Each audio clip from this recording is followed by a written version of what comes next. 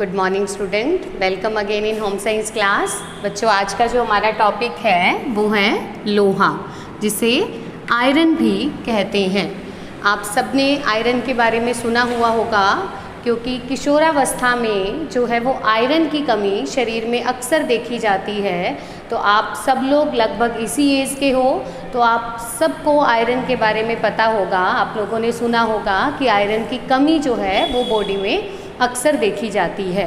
तो लोहा एक गौण खनिज लवण है। हमने दो तरह के खनिज लवण पढ़े थे, मुख्य खनिज लवण और गौण खनिज लवण। मुख्य खनिज लवण जो हैं वो हमारे शरीर में अधिक मात्रा में होते हैं, जबकि गौण खनिज लवण हमारे शरीर के अंदर कम मात्रा में पाए जाते हैं। कम मात्रा में होते हुए भी इनकी महत्ता जो है वो शरीर में कम नहीं होती है। और विशेष करके आयरन एक ऐसा खनिज लवण है जो कि शरीर के अंदर बहुत महत्वपूर्ण कार्य करता है। तो हमारे शरीर में आयरन जो है वो 4 से 5 ग्राम पाया जाता है। पूरे शरीर के अंदर एक एडल्ट व्यक्ति है जो उसके अंदर 4 से 5 ग्राम आयरन ही पाया जाता है, जिसका 70% भाग जो है वो रक्त में पाया जाता है। आप सब लोगों ने सुना होगा कि रक्त को बनाने के लिए, रक्त के अंदर जो हीमोग्लोबिन होता है उसे बनाने के लिए आयरन की आवश्यकता होती है। तो 70% भाग जो है वो आयरन का रक्त में पाया जाता है। शेष जो है 25% भाग जो है वो आयरन का यकृत के अंदर होता है, अस्थि मज्जा के अंदर होता है। अस्थि मज्जा मतलब बोन मैरो, जो अस्थियों के अंदर, हड्डियों के अंदर जो लिक्विड होता है उसके अंदर पाया जाता है, या फिर किडनीज में पाया जाता है। और शेष 5% जो भाग है वो मांसपेशियों के अंदर पाया जाता है। विभिन्न प्रकार के एंजाइम्स बनाने के लिए ज़रूरत होता है, या फिर रक्त प्लाज्मा के अंदर पाया जाता है।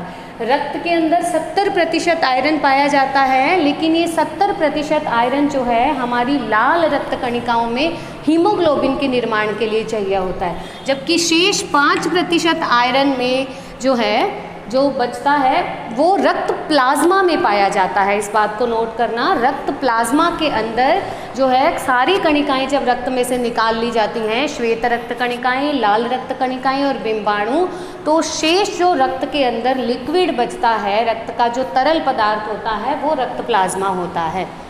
तो मुख्य रूप से आयरन जो है हमारे शरीर के अंदर इस तरह से बटा हुआ होता है। 70% रक्त में, 25% आयरन जो है वो हमारे यकृत में, किडनीज में और अस्थि मज्जा में। शेष 5% जो आयरन है वो मांसपेशियों में और रक्त प्लाज्मा में और विभिन्न प्रकार के एंजाइम्स को बनाने के लिए उसकी ज़रूरत होती है।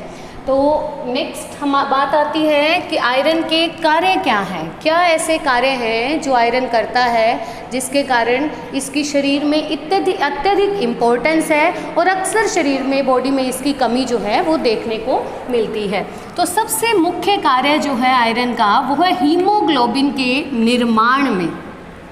रक्त के अंदर जो है हीमोग्लोबिन पाया जाता है, इसके बारे में सबको पता ही है। ये हीमोग्लोबिन हमने पहले भी पढ़ा है कि हीम नामक वर्णक और ग्लोबिन नामक प्रोटीन से बना है। आयरन जो है वो हमारे शरीर के अंदर स्वतंत्र अवस्था में, मतलब अकेला बहुत कम मात्रा में पाया जाता है। ये अधिकांश मात्रा में प्रोटीन के साथ मिलकर पाया जाता है। तो जो हीम नामक वर्णक है ये आयरन से बना है।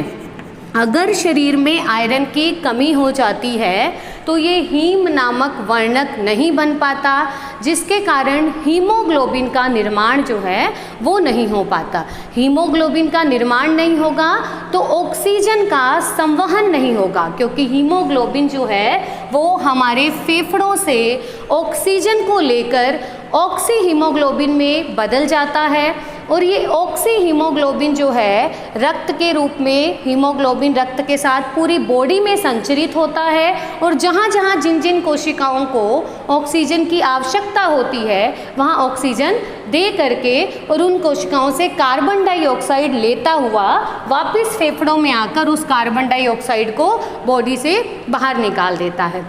तो हीमोग्लोबिन का मुख्य कार्य है ऑक्सीजन व कार्बन डाइऑक्साइड का संवहन करना है। यह ऑक्सीजन को लेकर जाता है पूरे शरीर में और कार्बन डाइऑक्साइड को लेकर आता है और उसे शरीर से बाहर निकालता है। तो हीमोग्लोबिन का निर्माण नहीं होगा तो शरीर के अंदर ऑक्सीजन का संवहन नहीं होगा। ऑक्सीजन का संवहन नहीं होगा तो हम जो भोजन करते हैं उसका ऑक्सीकरण नहीं होगा, जिसके कारण कि हमें पर्याप्त ऊर्जा नहीं मिलेगी और शरीर थका थका सा फील करेगा। नेक्स्ट आता है पेशियों के संकुचन में सहायक। हमारी जो मांसपेशियां हैं उनके अंदर लोहा जो है, आयरन जो है वो मायोग्लोबिन के रूप में होता है। मायोग्लोबिन, रक्त के अंदर जो आयरन है वो हीमोग्लोबिन के रूप में है और जो मांसपेशियों के अंदर आयरन है वो मायोग्लोबिन के रूप में पाया जाता है। इस मायोग्लोबिन में भी मायो एक वर्णक है और ग्लोबिन जो है वो एक प्रोटीन है। मायो जो है इसके लिए आयरन की ज़रूरत होती है, मतलब मायो एक प्रकार का लोहे से बना हुआ है। तो मायोग्लोबिन के निर्माण में भी आयरन की ज़रूरत है और ये मायोग्लोबिन मांसपेशियों के संकुचन में सहायक है। मांसपेशियों के अंदर ऑक्सीकरण की और अवकरण की जो क्रियाएं होती हैं उसके लिए ये मायोग्लोबिन उत्तरदायी है। यह मायोग्लोबिन जो है मांसपेशियों के अंदर ऑक्सीजन को पकड़ कर रखता है, ऑक्सीजन का आदान प्रदान करता है। तो मांसपेशियों के संकुचन के लिए मायोग्लोबिन की आवश्यकता है और ये मायोग्लोबिन आयरन से बना हुआ है। नेक्स्ट आता है एंजाइम के निर्माण में सहायक। श्वसन क्रिया के लिए एक साइटोक्रोम एंजाइम की आवश्यकता होती है। साइटोक्रोम्स एंजाइम की आवश्यकता होती है और यह एंजाइम जो है आयरन की उपस्थिति में बनता है। मतलब आयरन की कमी के कारण श्वसन क्रिया में भी बाधा उत्पन्न होती है। इसके साथ प्रोटीन व कार्बोहाइड्रेट के ऑक्सीकरण के लिए भी कैटेलेज एंजाइम की आवश्यकता होती है। यह भी आयरन की उपस्थिति में ही बनता है। तो साइटोक्रोम और कैटेलेज एंजाइम को बनाने के लिए भी आयरन की आवश्यकता होती है। नेक्स्ट आता है ट्रांसफेरिन के निर्माण में सहायक।